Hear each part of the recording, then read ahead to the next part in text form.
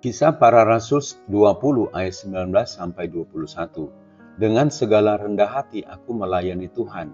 Dalam pelayanan itu aku banyak mencucurkan air mata dan banyak mengalami pencobaan dari pihak orang Yahudi yang mau membunuh aku.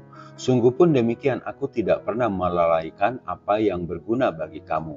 Semua kuberitakan dan kuajarkan kepada kamu, baik di muka umum maupun dalam perkumpulan-perkumpulan di rumah kamu. Aku senantiasa bersaksi kepada orang-orang Yahudi dan orang-orang Yunani, supaya mereka bertobat kepada Allah dan percaya kepada Tuhan kita Yesus Kristus. Melayani Tuhan dengan rendah hati.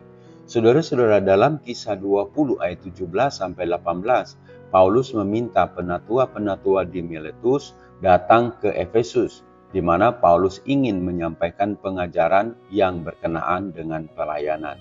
Ini penting bagi Paulus.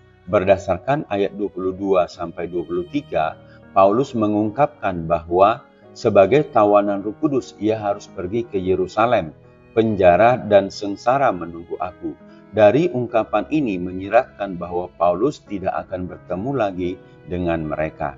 Itulah sebabnya pesan atau nasihat ini penting bagi penatua yang akan melanjutkan pelayanan penggembalaan dan misi penginjilan. Apa yang firman Tuhan ajarkan dari pelayanan Paulus? 1. Dalam pelayanan pentingnya kerendahan hati. Paulus sendiri menunjukkan kerendahan hati dengan mengakui bahwa ia adalah hamba Kristus dan pelayan Injil. Rendah hati juga berarti mengandalkan Tuhan sepenuhnya. Kedua, dalam pelayanan banyak mencucurkan air mata karena kesedihan dan kekhawatiran tentang kondisi jemaat. Hal ini menunjukkan bahwa Paulus memiliki hati yang peduli dan peka terhadap kebutuhan orang lain, terutama kerohanian jemaat. 3. Dalam pelayanan mengalami banyak pencobaan dan kesulitan. Dalam pelayanan termasuk penangkapan, penjara, dan ancaman kematian. Namun, ia tetap setia dan tidak menyerah dalam menghadapi kesulitan. Ini adalah risiko dalam pelayanan. 4. Dalam pelayanan tidak melalaikan tugas, yaitu mengajarkan firman Tuhan.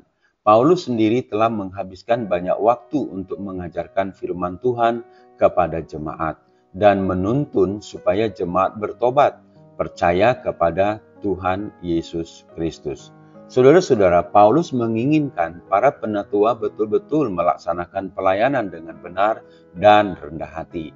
Sebab para penatualah yang diberi tanggung jawab untuk memelihara jemaat, yaitu penggembalaan dengan baik dan benar.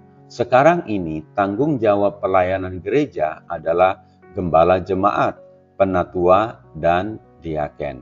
HOR Ministry.